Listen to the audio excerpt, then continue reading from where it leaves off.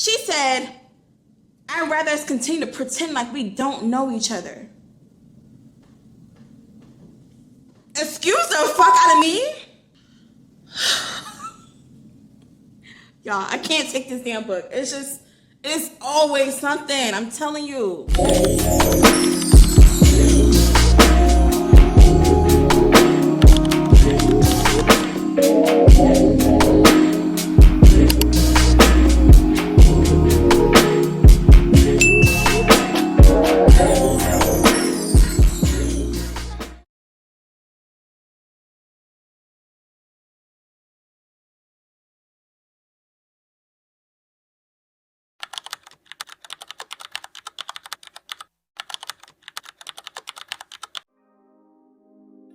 So y'all, I accidentally fell into a whole magical black girl universe, and now I'm sitting here mad at myself because I didn't bring y'all with me from the jump. The secret world of Maggie Gray got me hooked, gagged, confused, stressed, and obsessed. Y'all, I finished book 1 off camera, and now I'm knee deep into book 2, and I was like, you know, I need to run this back with my Gworls, okay? So y'all, welcome to this catch up plus buddy read where I will be filling y'all in on everything that I've been screaming about in private, okay? And then we will read the rest of this messy magical series together. My name is Jasmine and welcome back to the Softest read. And if it's your first time, girl, it's just welcome. Don't forget to like and subscribe to my channel if you love all things black, book, smut, romance, paranormal fantasy, and this series. Yeah, it checks every freaking box that I just named off. I finished book 1 this past weekend and slid right into the first family. Where is it at? I slid right into the first family, y'all, real quick, okay? I'm telling y'all, that cliffhanger in The Secret World of Maggie Gray book 1, when I tell y'all, I was like, what the fuck just happened? I couldn't believe it. And then Granger, she had actually did like a 3-minute YouTube video for people to watch after they finished reading, and I was like, no, like what happened at the end couldn't have been it, okay? Like that couldn't be the way that book ended. I refuse to believe that what I read is what I read. But then people in the comments were confirming it because people in the comments had already read book 2, which is what I'm reading right now, and they spoiled it for me. I was like, oh my God, y'all, that cliffhanger had me itching to read this book so quick, fast, and hurry. Usually, I try to love myself, okay? I try to love myself and not stay up late at night to read books because your girl has a 9 to 5 and I gotta get up and go to work and get ready for it. So I don't stay up too late after midnight. But when I tell you, I did not regret the sleep that I lost that night digging into this damn book, okay? And it was worth all the hours that I lost from sleep. So here's the plan for this video. I'm gonna read a few chapters of this book, even though I'm midway through it. I think I have like 4 hours left. But we're gonna do a buddy read while I finish reading the rest of this series. And then I'm gonna come back on here on camera and talk my mess. Then I'm gonna go back and read some more, and then I'm gonna come back again and talk some more minutes until I finish. And so at the end, I'll drop some discussion questions so y'all can jump in the comments and tell me your thoughts too. But before I crack open this book again, let me give y'all the little rundown 1-2 about Maggie Gray and this whole world because it's insane. Hey y'all, long story short, I have been enjoying this read, okay? And I definitely see why people compare it to Harry Potter, because if Maggie the vampire moon goddess, Asha the siren, Susie the seductive witch, and Isis our nymph if they had their own houses, I feel like I would belong to Susie's easily, okay? First of all, y'all, I think I shared this before, but I've always been told that I'm a little teased by men that I date, little seductive. I know I don't, you know, I got on this dress or whatnot, and it's the end of the day, I kind of look a little mess or whatever, but when I'm in my element and when I know a man likes me, or don't let me find out the man is nervous around me, I feel super powerful around them. Like I feel like I can get them to do whatever I want them to do. And not to toot my own horn or try to big myself up or try to make myself seem like something that I'm not. I'm just speaking from experience. Like I know from experience with when I'm with men who have expressed to me that they're nervous around me and we're on a date, baby, that's the worst thing you can tell me, because now I feel like I have you wrapped around my fingers and you're like putty in my hands, and I can get you to do whatever I want you to do for me. But anyway, I've also always been super fascinated with magic, y'all. Like and how it also ties with our ancestry, and how there's literal documentation of our enslaved ancestors using the power of their tongues and sending their enslavers to hell by casting spells on them that would make them literally become sick and drop dead. And honestly, I know from experience, you got to be careful of what you speak and say and put out here in the world, because you never know how powerful you might be. Very powerful enough to make whatever you say happen. And I've always been talking to my grandmother to watch my mouth. I took that very seriously, okay? Because people can literally speak death and illness onto people. I've seen it with my own eyes, and I've read literature about it. So, and I feel like I have, y'all don't look at me crazy, okay? Don't look at me crazy, but I'm very much so convinced. I have a little bit of magic in me too. I'm not sharing the creepy stuff because y'all would really be looking at me like I need to be in somebody's psych ward, and y'all need to call security on me because what is going on? What is going on with her? But on a smaller scale, the things that I think about sometimes show up in like the weirdest ways. And I'll share an example. It's super on a small scale compared to what I have experienced, okay? But I feel like I'm a magical girly out here, so I'll share this. Okay. Do I want to share this for YouTube? Because y'all might look at me crazy. Like, what is this girl talking about? Like, what is she talking about? Okay, I'm gonna stop being a scaredy cat and I'm gonna go ahead and tell my story, okay? So, y'all, one day out of nowhere, I started thinking about this movie. It's called Where the Heart Is. If y'all have seen the movie, it's such a really good movie. But when I thought about the movie, when it came to my mind, actually, like, nothing that was going on around me could have triggered that thought of that movie. I hadn't seen it in forever before it came across my mind, and it was weighing heavily on my mind, where I was like, ooh, I need to watch this. So y'all, I looked it up on my Fire Stick and saw that the movie wasn't free to watch, and so I was like, I really want to watch it, but I'm not paying for it. But tell me why, for like 2-3 days after that, like, it was weighing heavily on my mind so much to watch this movie.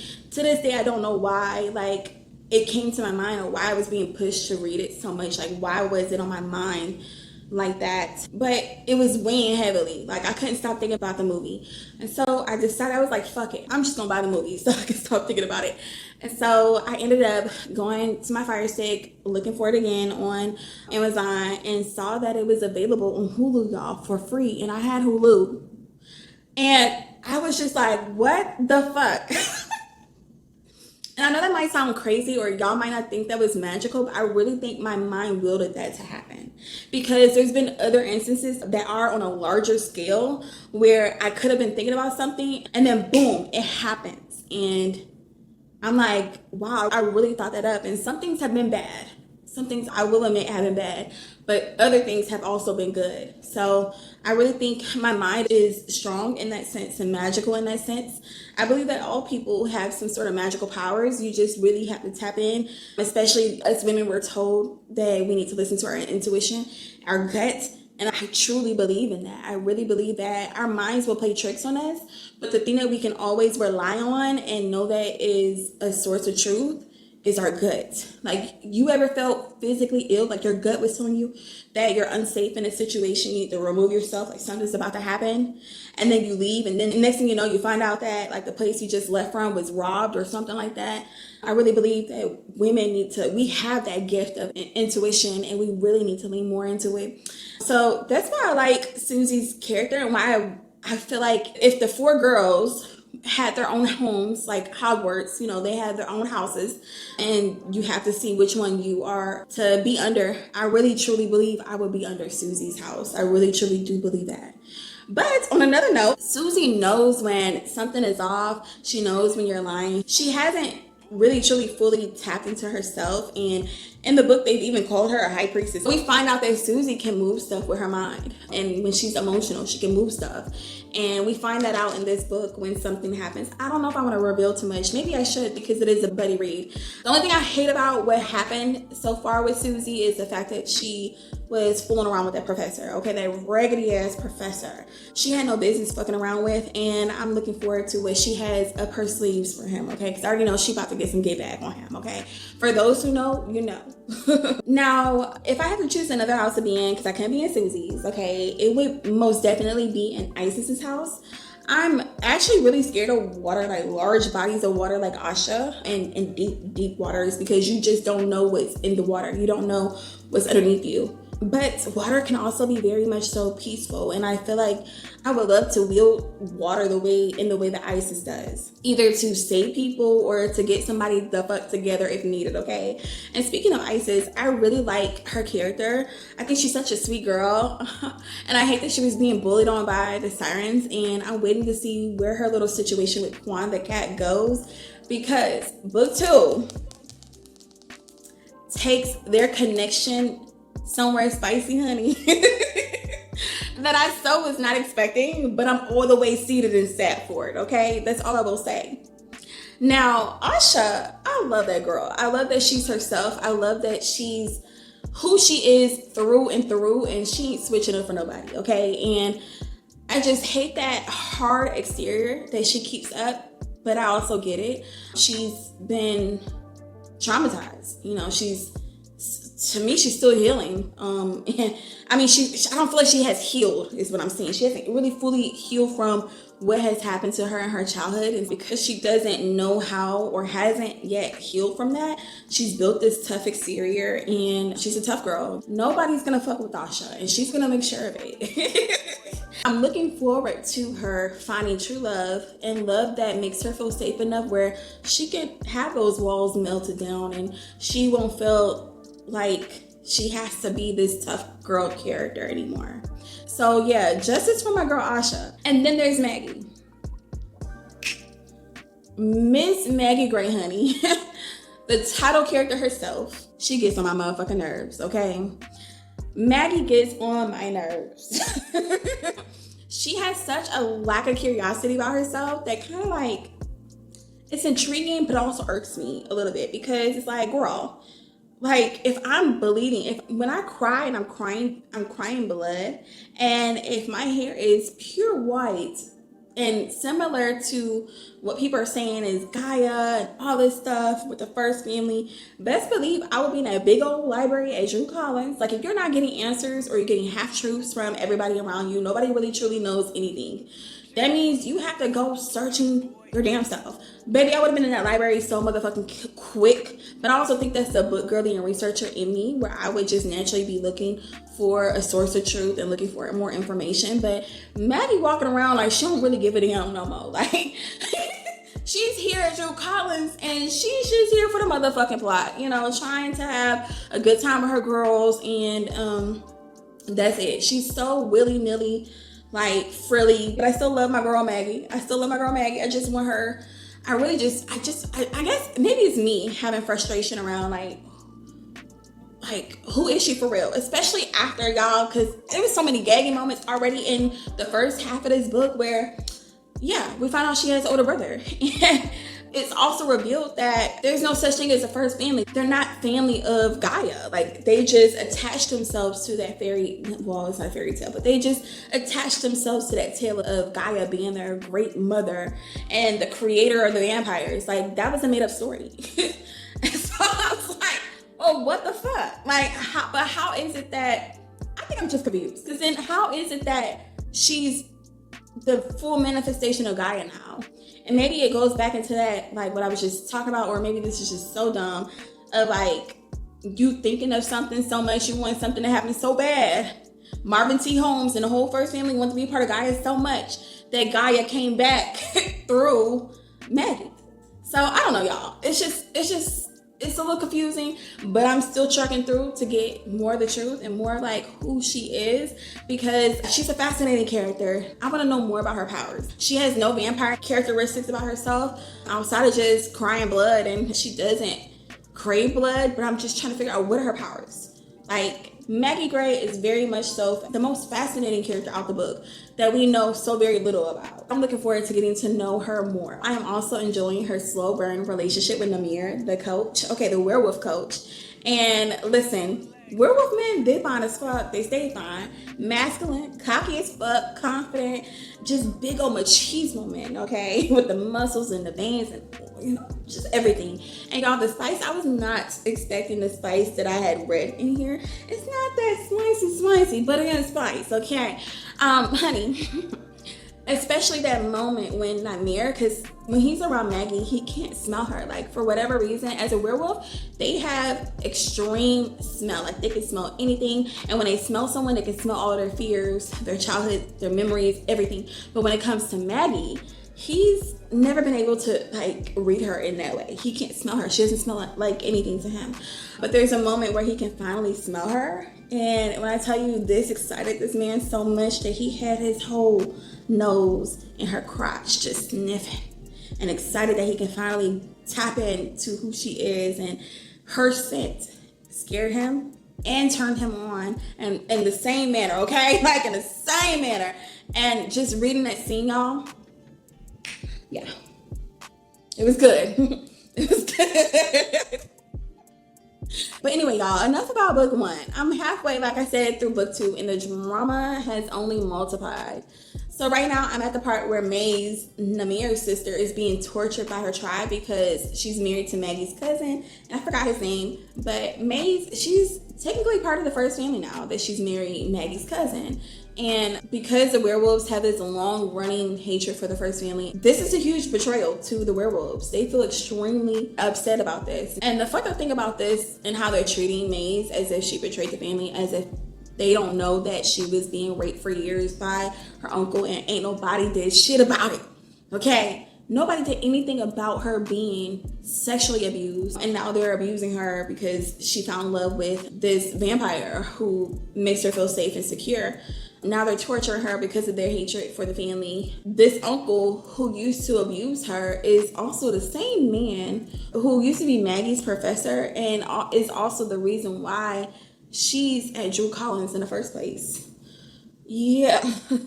Y'all, when I tell y'all, it's drama on every freaking page. So yeah, let me get back into this read. I'll be back with some more thoughts after I read a couple more chapters, even though Miss Granger, she forgot to add chapters in these books. But I'm rolling with the punches, honey. Like, I'm rolling with the punches. So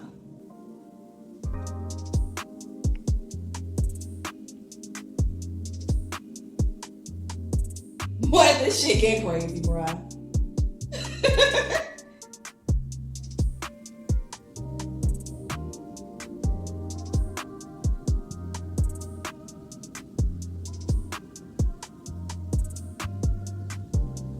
Excuse me?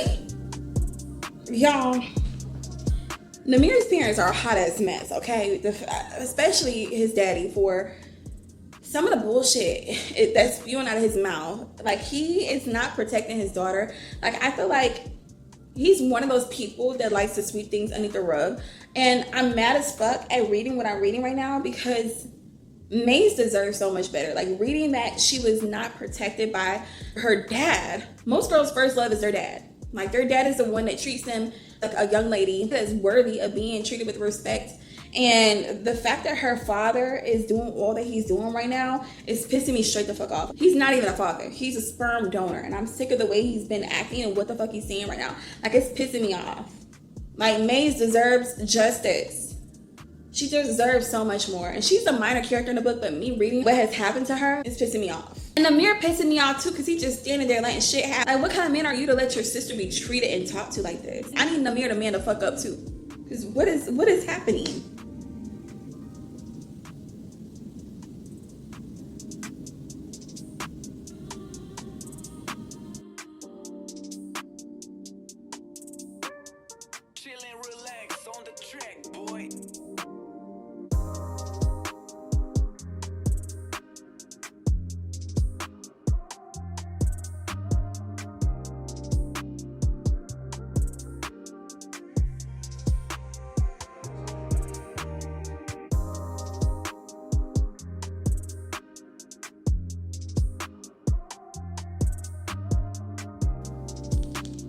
My girl Souxie is up to no good and getting back at Mr. Professor. So this is her point of view, and y'all, she about to get into some things, okay?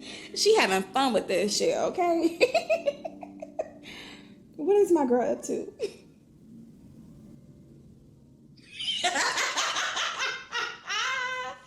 Oh, okay, I think I'm gonna stop here, y'all. Okay, whatever spell that Souxie has put on the Professor Akeem is strong, because in the next chapter, which is his pop, he's literally in the middle of teaching his class, and he doesn't even realize he's midway writing Susie's name on the board. Then his mind is like playing tricks on him because he's looking out into his class and he sees Susie looking sexy as ever. Then she goes from sitting up in the crowd with the rest of the students to being underneath his desk with her chest out and giving succubus energy, okay? And which she is, like in her file, it said that she's a clairvoyant and she's a succubus amongst being a high priestess, witch, or whatever. And so she is basically mind fucking with him, okay? And I'm here for it because this man is going crazy, and rightfully so after that fucking stunt he pulled. This is so funny to me, y'all, because he asked her, he was like, did you get my message about meeting up with me this weekend? He asked, voice low and full of irritation, I want to talk to you. She said, talk about what? I asked without looking at him. Aren't you afraid of losing your job with you being this close to me in front of everybody? And so he goes, if you answer your phone, I wouldn't be out here chasing you like a fucking dog. So she says, but I like to be chased, Professor. I pouted with the pop of my cherry lips. I looked at him, seeing his eyelids twitch before he looked around. Then he says this, what did you put on me? He questioned. And she says, this good pussy. He's scared of his pussy. He's scared. He's not playing with this man. Like, she is on some real true get back energy, and she's just eating up the fact that he's crashing out behind her. Like, this was her whole entire goal, but her main goal is not only to get him to crash out behind her, but also to reveal his true nature. She wants to reveal that he's the real monster here, that he is first family. And then I feel like through her revelation, we're gonna find out whether or not he's the one behind killing those little girls that dance around that oak tree. So I'm gonna stop here because it's late at night. I need to go shower and get ready for bed because I love myself. I need my sleep now. But y'all, can't wait to get back into this early tomorrow morning. As soon as I get up after I handle my hygiene, make my breakfast, I'm sitting right back here on this couch, tuning back in with y'all. So good night. I'll be back. Okay, y'all, let me tell y'all what just went down in these past couple of chapters. So first of all, Professor Akeem decides out of nowhere he's going to resign from Drew Collins, and he decides he wants to meet with Susie one last time. He literally tells her, like, if you're pregnant, we're going to get rid of it. I want to kill the baby because I refuse to bring a child in this world that has my DNA, basically. And he was just saying he knows he's a monster and he doesn't want little monster children, especially of his DNA mixed with Susie's, who he knows, like, Susie ass is crazy too. He was just like, this is not a good combination. Then also he reveals that he's like hundreds of years old, like he's old, like he's super old. So I'm like, this man has no business sleeping around with these young ass girls in his class and these young ass girls that's been at the school. That's crazy work. And honestly, I'm happy he's gone because Susie needs to leave that man alone. Then Maggie had been missing from campus for quite some time. While she's been away, her and Bellamy went back to Atlanta and she wants Bellamy to meet their parents. And so when they pull up to the house, Maggie knocks on the door, and I forgot who answers the door, but I want to say it was her mom that answers the door. Maggie's like, hey mom, and she's like, no, my child died. Maggie's dead. And she's confused. She's like, what are you talking about? I'm Maggie. I'm standing right here in front of you, mom. And so Bellamy, he steps in and he tells Maggie basically there was some kind of blood contract in place or something of the sort where if Maggie were to talk to her family, then they would lose all memory of her. Also, Bellamy, he decides to take it upon himself to show Maggie what it's like to be a vampire, what it's like to actually thirst after blood. So he and his cousins and Maggie are riding in a car and they go to this club, and Carmela picks up this one girl, brings her back. Mind you, the girl is run down raggedy, hard wig, like looks a hot ass mess. Like, who the fuck? Like, why would you bring her here? But they don't give a damn. When they're thirsting after blood, they don't really care about how the person looks outwardly. They just care about that blood thumping through their veins, okay? And so while the girl gets into the car, she's talking about I'm down for whatever. I'm trying to do whatever to get this coin, get this money, to make this bag, to shit on these hoes. She has no fucking clue what she's gotten herself into by just getting into this car with them. Bellamy has this ability to mimic other people's accents, so he could relate to them and kind of get them to calm down and trust him. And so he's mimicking the girl's accent. All the while, he's slipping his finger in between her crotch. And then once he removes his finger, this shit was so nasty because Maggie said once he removed his finger from the girl, it stank. It was like a stench in the air. But Bellamy put those two fingers in his mouth, and whatever substance that was on the fingers was bloody, and he put it in his mouth. And Maggie frowned up her fucking face. She was so disgusted, like, Yuck!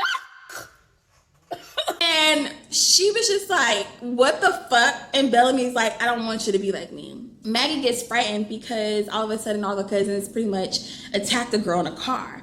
And they're just sucking on different body parts. And she thinks they're about to kill her. And so she gets out the car and she runs because she's so disgusted and she doesn't know what to do. She's like, should I call the police? And I went right to the police department. Bellamy pops up out of nowhere and he's basically, again, threatening her like, don't ever have no cravings. And he is really stepping into the big brother role and being protective of her because he doesn't want her to be like him. Because he's disgusted by his vampiric nature and what he does when he thirsts after blood, because he resorts to nasty shit like that just to feed his cravings. And he doesn't want Maggie to be like that at all. And so Maggie's like, I'm good, baby, like, you didn't have to show me all this, baby. I don't want no ports. Woo, that'll do it. You don't have to worry about me. You do not have to worry about me. I don't want no ports. And so they get back to the car and she sees the girl is miraculously count her money, excited about shitting on these hoes, getting a new bag and all kinds of stuff. And she's just in shock, like, what? Like, I thought she would be dead. And the girl is not dead. So it's clear that she sees that they just feed. They don't feed to kill. They feed to just satisfy their needs. Fast forward, let me pick up my notes because there's a scene where Maggie and Namir go on their little date. She's filling him in on everything that's been going down. And they have a moment. It's super intimate where she's laying down looking at the stars and he pulls down her pants because he can smell her now. Like, he'll get pockets of moments of where he can smell her scent. Usually he can't smell her. So he pulls down her pants and she's just looking at the skies, like basking in the moment, knowing like what's gonna be going down soon. But sis is still a virgin and he's already made it clear that he wants to take it slow with her. But I think in this moment, because he can smell her and because he's so attracted to her, that he just wants to please her. So he pulls out her panties and begins to give her some head. But he only gets a few licks in before he hears a noise in the woods and it disrupts him. And he shifts into his werewolf form and he goes to check it out. All the while, Maggie's still laying there kind of like semi-naked from the bottom down. And she's like, okay, what the fuck just happened? And so he comes back and he shifts back into his human form and he takes her panties and stuffs them in his pants. And Maggie makes a joke about him being obsessed with her or whatnot, and that him taking her panties just, it's clear he loves him some Maggie.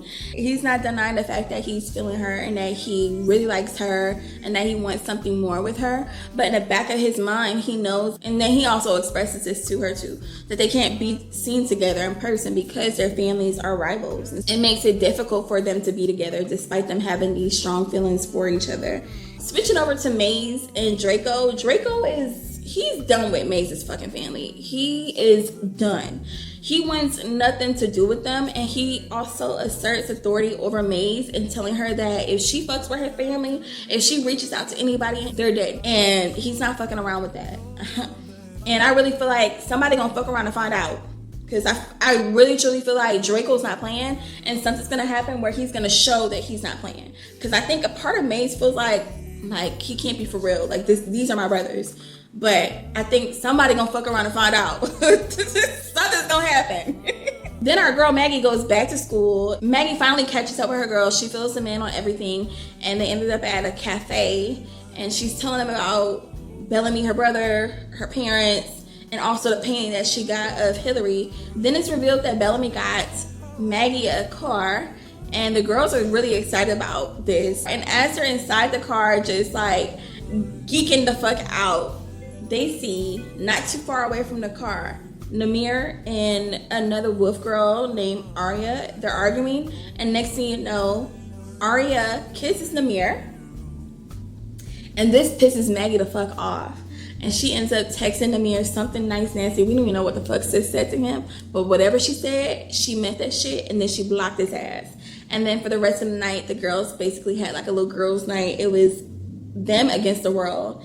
And then after their girls' night, Maggie breaks the fourth wall and tells us basically, the readers, that the events that happened next were unexpected and shit is about to hit the fan. And baby, I feel the mess coming. So let me get back into this fucking read, because it's just, this read is just so juicy and so black as fuck. Like, I'm really having a good time reading it. So I got about maybe like a little over an hour left in the read. Y'all, let me get back into this read. I'll be back. Shot.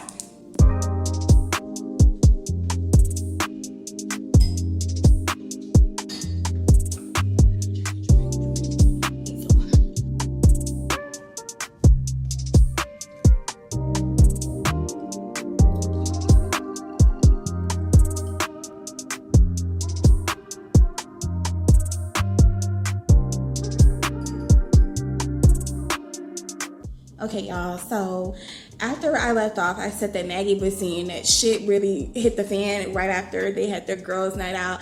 So I'm reading the first chapter, which is her point of view. And after she says that, it's her point of view again. And yeah, some crazy shit did happen. So her and the girls are at the parade and they see Maggie's cousin. The girls don't know that this is Maggie's cousin, but she's half fairy and half vampire. And so she approaches the girl. She's all giddy. She has like golden retriever energy. And the girls are looking at her like, who the fuck is this? Maggie actually didn't even know who the fuck she was when she started calling her name. Her name is Lovely Holmes. Lovely started calling Maggie's name and Maggie's like, who the fuck is this? Like, I don't know her. But since the school has been opened up to more creatures now and the first family can now come to Drew Collins, Lovely has been admitted into the school. So she's like, oh, me and Maggie about to be best friends. She's super giddy about being there. And it's like she has like no awareness of what's happening or like the fact that the girls are looking at her weird. And so next thing you know, everybody starts trickling off. Ice is trying to get prepared for the party that they're about to have that night. And she pulls Asha with her. And then Susie's dad is in the underground. And so she goes out to go see her dad. So that leaves Maggie with her cousin. And so Maggie and her cousin, after the parade, they decide to go to the, what is it called? Like, I guess to like, it's called Center Park, or like a town square. It's like a little mini flea market going on where they do a lot of shopping. And so Maggie is talking to her cousin who's telling her basically about the blood types. Even though she's half vampire and half fairy, she still feeds. While Maggie is talking to her cousin, she's not even looking at her, and her cousin's standing right behind her. Next thing you know, Lovely just disappears mid-sentence. As soon as she's looking around for Lovely, she gets a text message from Namir saying, can you meet me at the old stadium tonight at 10 by the bathrooms? We need to talk. And then so Maggie says this. She said, my cousin Lovely disappeared just as quickly as she appeared earlier. And now this text from Namir, only I found out later on it wasn't from him. Wait a minute, who the fuck is this? It's texting her from a random number pretending to be Namir. Like, is our girl Maggie in danger? So I got an hour and 21 minutes left in this book. I'm about to really just sit here and zoom through it because I need to finish and I need to figure out what the fuck is going on. And actually, now that I think about it, what if Lovely Holmes was actually somebody else pretending to be her? So was this a scheme that Todd set up, or what's going on, y'all? So let me go ahead and get back into the story.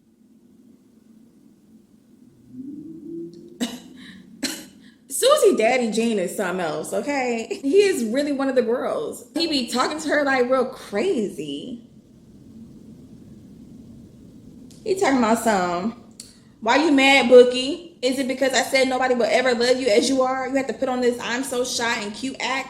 As pretty as you are, that spirit is black and ugly, demonic and cursed. And he just going on and on and on. And Susie over here talking about, please just stop talking. Like, please. And she getting irritated with him. And I feel like she about to go the fuck off on him. Hold on, let me see.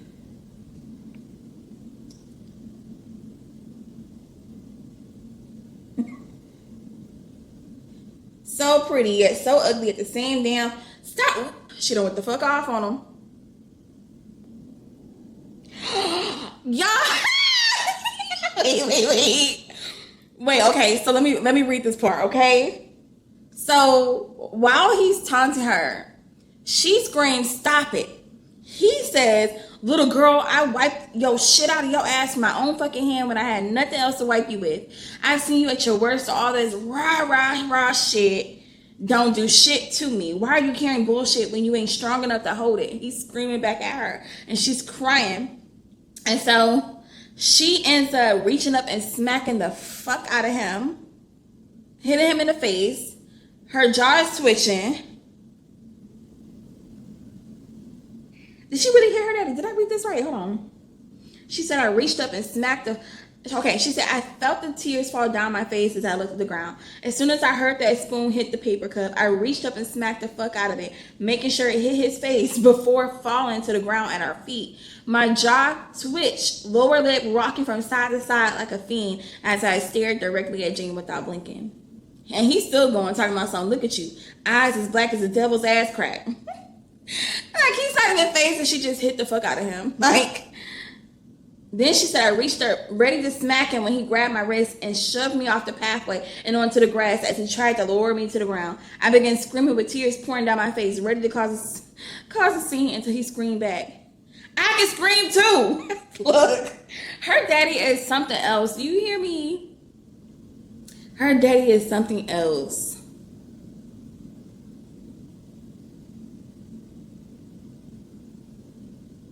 Careful letting them see the real you, Bookie.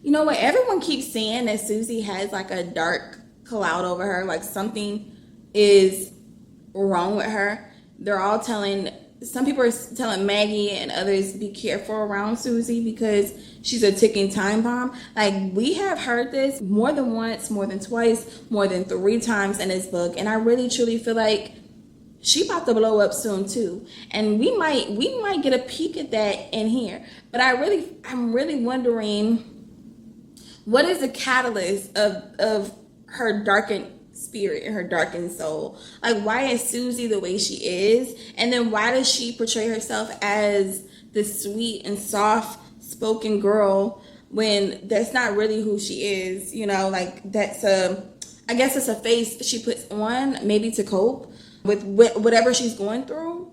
But I'm really curious to see where this is gonna go. Her daddy is a motherfucking fool. This is what he said. As Souxie is crying, okay, on the floor, he's telling her basically, get your fucking ass up. He said, always got to keep that little demon in you in check. He mumbled, staring carefully at me before she takes over and wreaks havoc. I knew I should have never drank and smoked when I was pregnant with you. What the f? He always saying some off the wall shit, I'm telling you. He talking about something, you are some of my best work and you are all fucked up inside. But you know what? One thing about it, Gene might talk to Souxie crazy, but I know he loved that little girl. I know he loves Souxie down. This is his only daughter, and he's a fruity man, okay, who had a moment with the stripper, a prostitute. I think, was she a prostitute or was she a stripper? I think her mama is a stripper. So Gene is helping her get herself together after her moment, and he tells her this. I'm going to say this only one time, he warned, looking me directly in the eyes. Life is going to continue to throw things at you. You don't have to catch every fucking thing. You understand? Baby, I'm about to highlight this because this is a word. And I shared this before because it's the issue that I struggle with. And maybe that's why I really like Souxie's character. When you care a lot, you want to fix things a lot. You want to show up a lot. Even when you're burnt out, you don't have the energy to do it. You still do it anyway, even though you know it's detrimental to yourself. And here, Gene is basically telling our girl that life is pretty much unpredictable and things will keep happening that are outside of your control. You can't control everything that happens, especially, you know, Souxie really wants to know who truly killed Hillary and is eating her up. Even in a situation where I believe it was said that her brother had died, which is why she's at the school trying to learn what she needs to learn to connect with the dead to figure out those clues on who murdered her brother or if there's something he needs for him to cross over. And her dad is basically telling her she doesn't have to handle every problem, fix every situation, or carry every responsibility that comes at her. And that is a motherfucking word. Because in life, you have to allow yourself to let things fall instead of you trying to hold everything, or life is going to really force you, because you're going to have a breaking point. You're going to have a moment where you're going to have a breaking point and you're going to wonder why you got here, why you ended up here. And it's because you have been taking on too much shit. You gotta let some of that shit off of you. You gotta let some of that shit go. So I really appreciate like this nugget. This is a good word here. I was not expecting this. This is a good little word. Okay. Oh, and here's some more. He said, carry only what you can handle. The rest of it, let it go. Period. I just said that. Everything doesn't have to be a cat and mouse game. Everybody don't have to fuck with you because you say so. Everything doesn't have to be your way because it's you. What's meant for you will be for you, and it will just make sense. It will click. You understand? I definitely understand. Yeah, this is a nice word. This is a nice word. Let me highlight this part too. See, I love when authors give me life nuggets in books like this that are so unexpected, because for whatever reason, I really feel like when I really truly believe some words be right on time, and this is definitely on time. I needed to hear this because I be having a lot of fucks to give y'all, and I'm trying not to care. It's not that I'm trying not to care altogether, but it's just some stuff that I just do not need to give energy to because it disrupts my peace and it disrupts my spirit so much where sometimes I lose sleep. It's constantly on my brain. It's stuff that I cannot even control. I really just have to focus on me and do me and let shit go and let shit play out the way it's supposed to. Because you can't control everything, no matter, even if you think you can plan it or that you think that you could do something to stop something from happening. Life will show you that, baby, stop playing with me. Life will show you not to play with it, because life can happen at any moment, at any second, and just fuck up all your fucking plans that you had in place. And it'll really show you that you really need to fall the fuck back and let the cards fall wherever they may. So yeah, thank you, Granger. This is good. Okay. Now, let me get back into this book, y'all. I got 58 minutes left. I need to zoom through, okay? I'm rambling too much, but this is so good.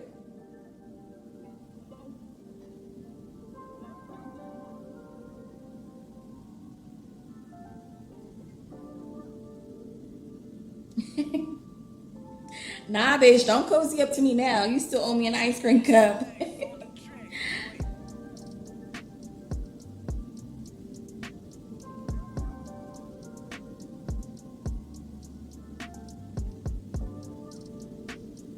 I really can't. Okay, y'all, I'm still in Susie's pod, but so much is going on that I'm just like, this shit is good, okay? So anyway, Susie and her dad meet up with Maggie at the game, right? And you know who else is at the game? Namir's ass. And so he sees Maggie, she not paying him no mind, and some other dude walks up to her trying to talk to her. Namir's watching all this shit go down. He's getting super jealous. Mind you, we're in Susie's point of view, so we're watching this from Susie's lenses, okay? So next thing you know, Namir pops up out of nowhere. He's standing next to dude, and he's looking dead at Maggie, talking about something. What the fuck are we doing? And Maggie's trying to blow him off. Like, he's staring her down, trying to stake claims, trying to stake his territory. He's actually holding up the game. People are waiting on him for the game. Susie says he was staring at his very own moon, blinded by the sight of it. Everyone was watching, and I mean everybody watched as Maggie muttered something under her breath, something Namir could apparently hear. I don't care anymore, he said. He suddenly leaned forward and popped a possessive kiss on her lips. I clamped my mouth shut to hide my loud gasp, but you could hear a few others in the stands around us react too. Scandalous. It was pure scandalous. The first family and a werewolf officially together. Do you know like how crazy things are about to get? There's been a lot of stuff, a lot of crazy things that have happened, but this takes the cake. So earlier, we had learned that Maggie had said that she got a text message from Namir that she later finds out was not from Namir. So they're still at the game. She and Namir like share words because remember she had blocked him after seeing him kiss that teacher girl. What is her name? Aria. So Maggie's like, I need some answers. You need to tell me what the fuck is going on. And then he's like, well, you got me blocked, Maggie. How am I supposed to explain to you what's been going on when you got me blocked? Then she says, clearly not if you wanted to meet with me tonight. And he's like, what are you talking about?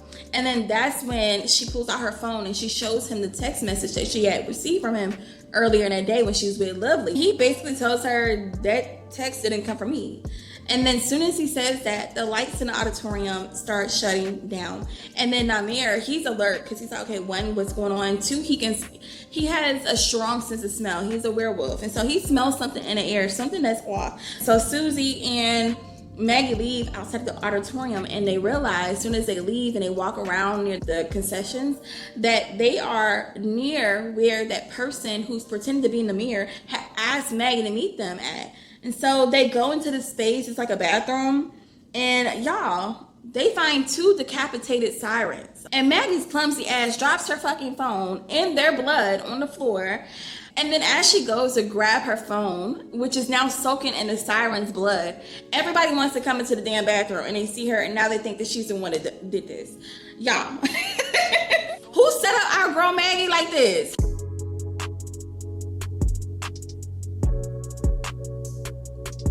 Bruh.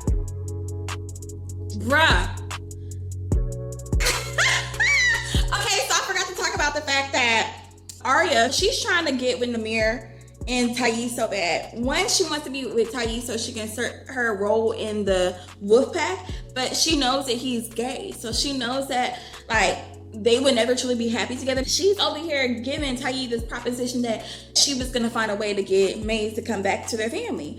And so Thais basically tells her, well, if you can get my sister back tonight, then, but remember when I told y'all that Maze's husband was not fucking around? He said, if you talk to anybody, I am deading them. They're dead. Arya had ended up calling Maze while she was out with Draco, her husband. And basically Maze was like telling her, oh, I'll let you come back into the family if you denounce your husband. And she was saying some more shit that was real disrespectful, mind you. But our girl Maze tells Arya that she would meet up with her. So y'all, in this chapter, Arya... They found Arya ass dead, y'all. Arya was attacked.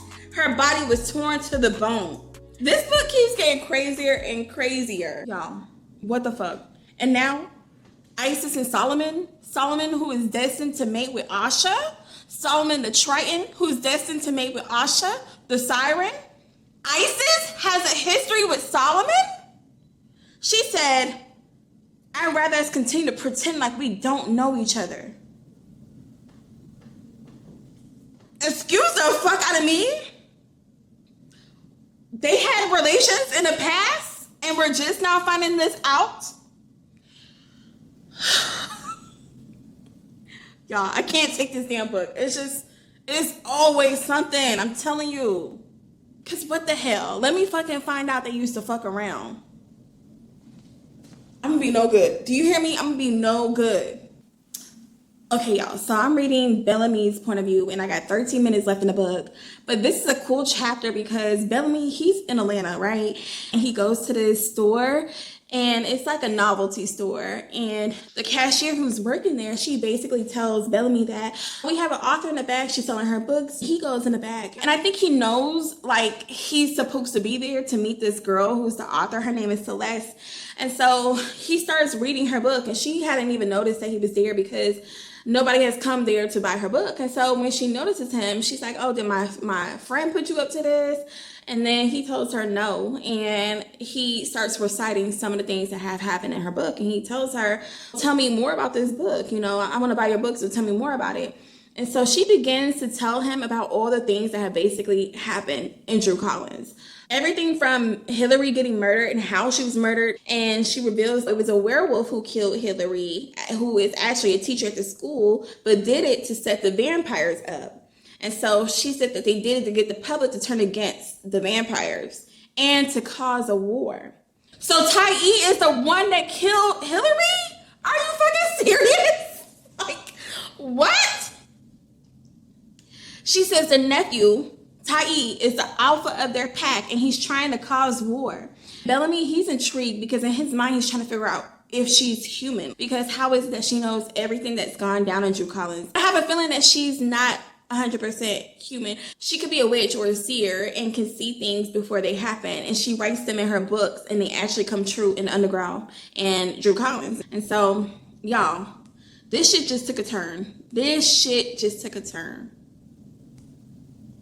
And that's how the book ends. Oh my god, oh my god, oh my god. Y'all, I have to get my mind right and get my notes together because the shit that just popped off, insane. So we find out that Thais' ass is the one who killed Hillary to strike war. But I wonder what Bellamy is going to do with the information now that he knows that it was Thais and how they can prove it. Then 2, Maze and her husband Draco kill Arya's evil ass, and rightfully so. That hoe had it coming. Isis and Solomon, I am still in shock because what the fuck does she mean that they have history together? Like, that statement gagged the fuck out of me. Because, girl, let me fucking find out y'all used to fuck around, because that would literally change everything. And Solomon and Asha are literally mated. Like, they're supposed to be mates. They're supposed to have children together. That was the whole reason why both of them were brought to Drew Collins, so that they could connect and have babies, so they can extend both of their bloodlines. But this could change everything. And I wonder if Asha finds out that the 2 used to fuck around, if she'd be jealous of Isis, because she said more than once throughout this book that she wished she wasn't a siren, or that she wished she was a nymph, and she wished that she was a lot more like Isis. And so I feel like this will probably drive Asha over the edge. And like, we always see her rah-rah, and we also saw her get into a fight with the girls in the salon in this book, but I really feel like this will probably drive her over the edge, and she might just yank Isis's ass up, okay? She might play cool that she don't want Solomon's ass, but baby, I feel like this will set her ass the fuck over, okay? We gonna see a whole nother Asha if this is true. And I'm hoping, but I can't think of anything else that it could be in between them other than the fact that Isis and Solomon used to fuck around. I'm praying on Isis's behalf because she's a sweet girl. All she really loves to do is, you know, have fun, drink, smoke weed, and get dick down. But, honey, this could go very bad for her. And then y'all, Souxie, now her power and her intuition in this book has grown a lot. So I'm wondering if she'd take heed to what her father, Gene, had told her about, like pulling back and letting go some of that bullshit that she's been carrying and holding on. Or will she finally truly explode, like everyone has kind of like been hinting at, like, y'all gotta be careful with that one. She's gonna blow up one day, and when she blow the fuck up, like, she's gonna be crazy. And everybody keeps saying she has a dark spirit in her. And so I feel like whatever dark spirit that's been lying dormant in her will probably surface and wreak havoc. And my spidey senses are telling me that's what's gonna happen soon. It's gonna happen soon, and she's gonna blow the fuck up. And it needs to happen, because I truly feel like if she blows up like that, and whatever dark spirit that's lying dormant in her comes out, comes to fruition, comes to front, it will awaken more powers in her, and maybe she'll truly be able to do what she ultimately wants to do, connect with the dead for real. I'm kind of excited about what's going to happen next with Souxie. She's one of my favorite characters. And then I'm still tripping on why the fuck Lovely left Maggie at the flea market like that to go to Atlanta. She went to Atlanta to the Dragon Con. She met up with all the other First Family crew. And my thing is, why the fuck not say that, girl? Why the fuck would you just disappear out the damn blue? I need to know what the fuck is going on with that. And I'm sure we're gonna find out, because I know Maggie gonna check her ass about it too, because that's weird. That's weird as fuck, girl. How are you over here talking about you want to be my best friend and you just disappear on me like that? And you just leave to go somewhere else and not say nothing. Like, who the fuck does that? And then y'all, our girl Maggie should have got arrested. Well, not really arrested, but the police had basically took her down for questioning after she had the damn phone, her phone with the siren's blood on it, and they all think she's the one that murdered these girls. But I know she's not going to be in trouble for the siren's murder. They're going to let her go because, you know, it's circumstantial. Like, they have no freaking proof that she's the one that did it. And then you also got Souxie saying she's with me the whole time. We ran into this. We saw this. But I know my sis, she's going to be a target. And not just from the werewolves anymore. She's going to be a target from the sirens now because they believe that she's the one that did it. I'm also interested in knowing, like, what kind of friction this is going to cause in between Asha and Solomon, which is going to be very interesting because I'm sure Solomon's going to want Asha. He's been trying to tell Asha what the fuck to do, but you know, she is so independent that she don't listen to nobody, okay? She only listens to herself. And Solomon, he hasn't been able to assert that kind of authority over her in the way that he can with the other sirens. So I'm wondering what that's going to look like, because I'm pretty sure he's going to want her to not fuck with Maggie anymore. So that's going to cause some more friction. They're living together. So yeah, But overall, y'all, this book was another 5-star read, okay? Like, this book was juicy from beginning to end. And I think the heat was turned up a notch from book 1. Book 2 was just as good. And y'all, I'm looking forward to diving into book 3, which I found out is called The Three Brothers, which is probably going to dive into Namir, his brother Tai, and their other brother who we learned, I didn't even know that, we just learned it. They have an older brother who is exiled. They haven't even shared why he was exiled, but I'm sure we're gonna find out in this book. Thank y'all so much for hanging out with me as I read through this series and basically brain dumped on y'all.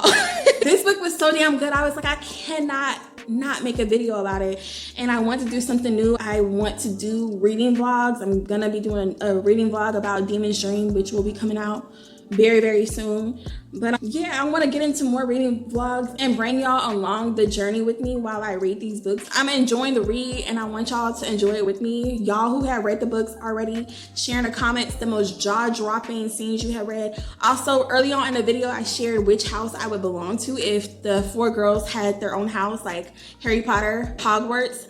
Which house you would belong to. I already know I would belong to Susie's house. I would be a witch. So I challenge everybody who has made it this far to share with me in the comments below. And again, I appreciate y'all for rocking with me, watching this video, and I will see y'all next time. Mwah.